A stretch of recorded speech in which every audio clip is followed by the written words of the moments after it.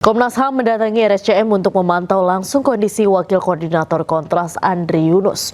Komnas HAM akan memanggil dan memeriksa sejumlah pihak yang diduga terkait kasus penyiraman zat kimia asam kuat terhadap Andri Yunus.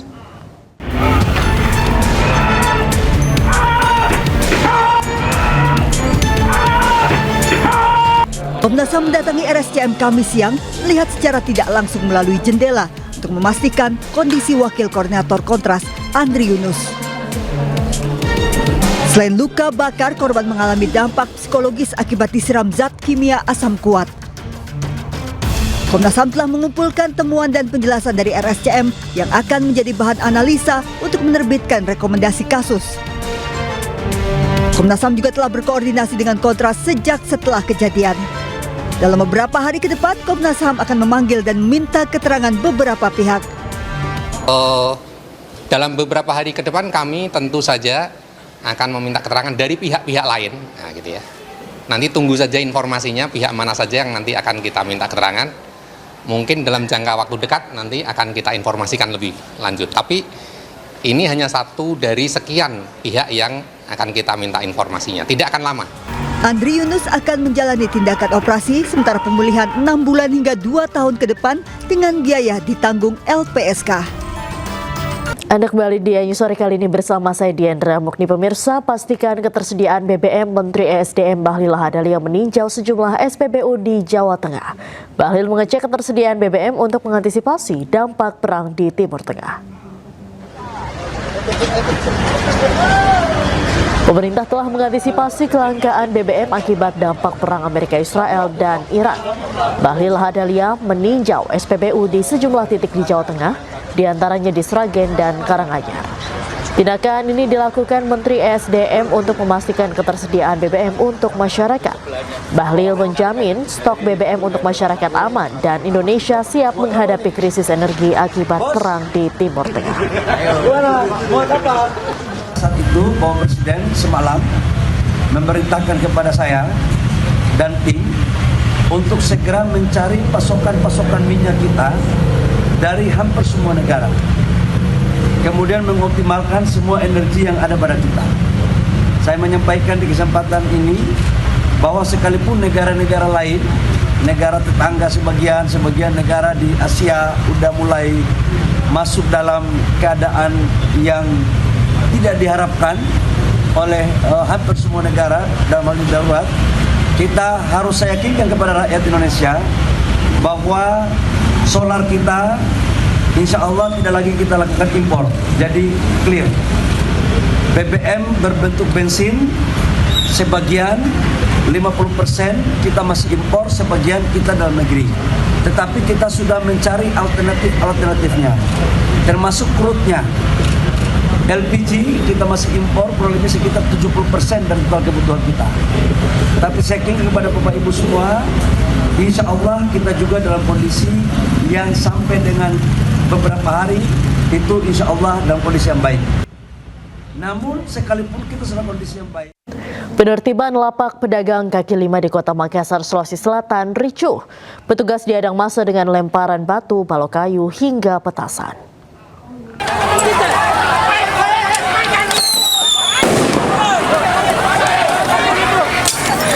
Kericuhan tak terhindarkan saat tim gabungan Satpol PP TNI Polri hendak menertibkan lapak pedagang kaki lima yang diduga berdiri di atas fasilitas umum Jalan Satando, Kecamatan Ujung Tanah, Kota Makassar, Sulawesi Selatan.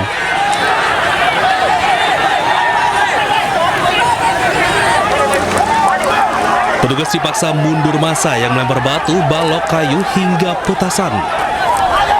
Sejumlah massa diduga provokator diamankan polisi.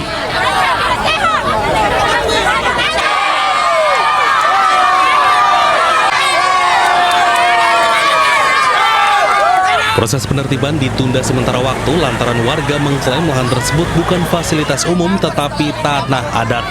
Ini penertiban fasilitas umum karena memang hasil penyelidikan kami terakhir dari BPN sempat menyampaikan bahwa ini termasuk fasum. Jadi kalau memang fasum berarti Pemkot berhak untuk melakukan penertiban. Sementara ditunda dulu untuk mengetahui keabsahan, kepemilikan juga dari tanah tersebut. Meski demikian, bagian depan lahan tetap dibongkar mandiri oleh warga usai mediasi polisi bersama kecamatan dan perwakilan massa. Dari Makassar, Sulawesi Selatan, Leo Muhammad Nur, iNews melaporkan. Selanjutnya kita akan memantau situasi arus balik Lebaran di sejumlah titik. Sudah ada Kevin Pakan di Stasiun Pasar Senen, Jakarta Pusat, dan juga Hasnugara di Bandara Soekarno-Hatta, Tangerang, Banten. Selamat sore rekan-rekan, kita ke Stasiun Pasar Senen terlebih dahulu. Kevin, bagaimana situasi arus balik di sana? Apakah ada kepadatan?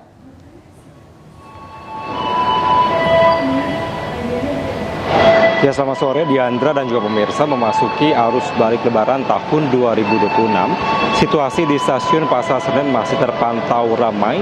Kami akan menunjukkan kepada Anda dan juga pemirsa Diandra bahwa memang sedari tadi siang hingga pada sore hari ini sejumlah penumpang masih terus berdatangan, baik yang memang datang dari sejumlah lokasi di Pulau Jawa melalui Stasiun Pasar Senen, maupun juga bagi para penumpang yang akan baru melakukan keberangkatan dari Stasiun Pasar Senen. Berdasarkan data yang berhasil kami himpun, ada sekitar 18.300 lebih ini penumpang akan tiba di Stasiun Pasar Senen Jakarta. Bila kita bandingkan dengan 2 hari sebelumnya, ini angka ini tidaklah jauh berbeda di antara pemirsa, bahwa masih di angka lebih dari 18.000 penumpang. Itu artinya sampai dengan saat ini, maka dari arus balik Lebaran tahun 2026 masih terjadi, dan memang diprediksi dari pihak Humas Daob 1 Jakarta menyampaikan bahwa nantinya untuk arus balik masih akan terjadi hingga tanggal 29 Maret 2026, yang mana ini juga bertepatan H-1 di tanggal 30 sebelum dari para penumpang atau masyarakat ini melakukan atau beraktivitas secara normal. Meskipun dari saat ini masih menjadi puncak arus balik Lebaran, namun kami memantau bahwa dari kedatangan atau para penumpang yang akan melakukan keberangkatan ini juga masih tinggi. Ada sekitar lebih dari 15.000 penumpang yang baru akan melakukan keberangkatan melalui Stasiun Pasar Senen. Tadi pihak dari Humas Daob 1 Jakarta juga menyampaikan bahwa untuk saat ini sampai nanti di tanggal 1 April 2026 ini masih adanya ketersediaan tiket, yang mana informasi yang kami dapatkan ada sekitar 250.000 tiket ini masih tersedia. Maka bagi para calon penumpang ataupun pemirsa di rumah yang mungkin masih akan berencana melaksanakan mudik pada tahun ini, dipastikan untuk ketersediaan tiket masih tersedia. Kemudian tadi kami juga sempat bertanya begitu kepada sejumlah penumpang yang baru saja tiba di Stasiun Pasar Senen. Mereka menyampaikan bahwa memang meskipun saat ini pemerintah menerapkan skema work from anywhere atau bekerja dari mana saja, namun hingga saat ini mereka masih bisa bekerja dari mana saja, dan memang ini bisa menjadi salah satu momentum untuk mereka bisa menghabiskan waktu Lebaran secara maksimal. Baru saja nanti di hari Senin mendatang bahwa ini baru bisa beraktivitas secara normal.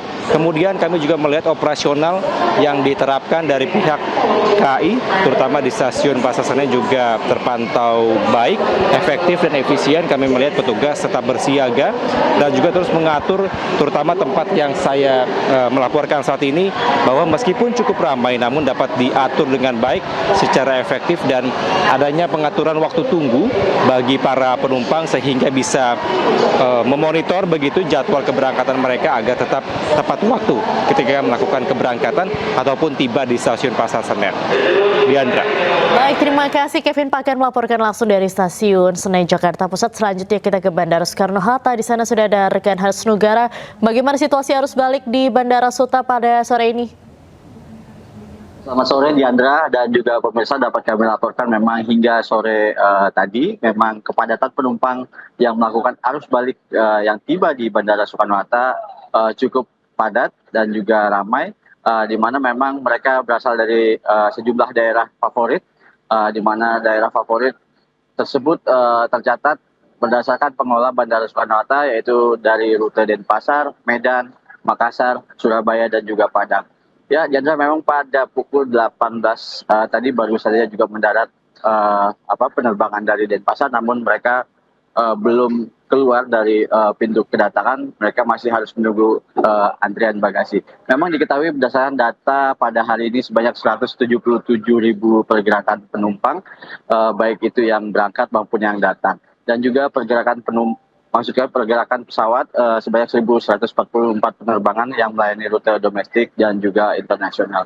Ya, Diandra, pengelola juga di sini mengantisipasi agar tidak terjadinya kepadatan penumpang yang terjadi di area pabrik, di mana petugas disiagakan sebanyak 15.000 orang, baik itu petugas gabungan TNI, Polri, dan juga Aviation Security, di mana layanan-layanan diantaranya kecepatan pada bagasi, kemudian juga layanan transportasi di darat seperti bus. 4 hari pasca Lebaran, arus balik di Bandara Soekarno-Hatta masih dipadati ribuan penumpang.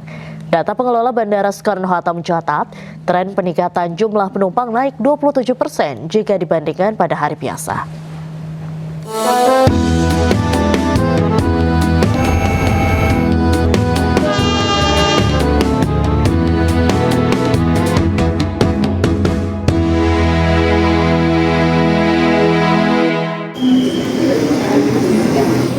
Suasana kepadatan terlihat di Terminal 1C Bandara Soekarno-Hatta, Tangerang, Banten.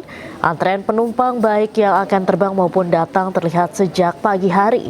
Kepadatan penumpang terlihat di terminal kedatangan. Banyak pengguna moda transportasi udara memilih kembali hari ini karena akan kembali beraktivitas. Pengelola Bandara Soekarno-Hatta mencatat tren peningkatan jumlah penumpang terus terjadi.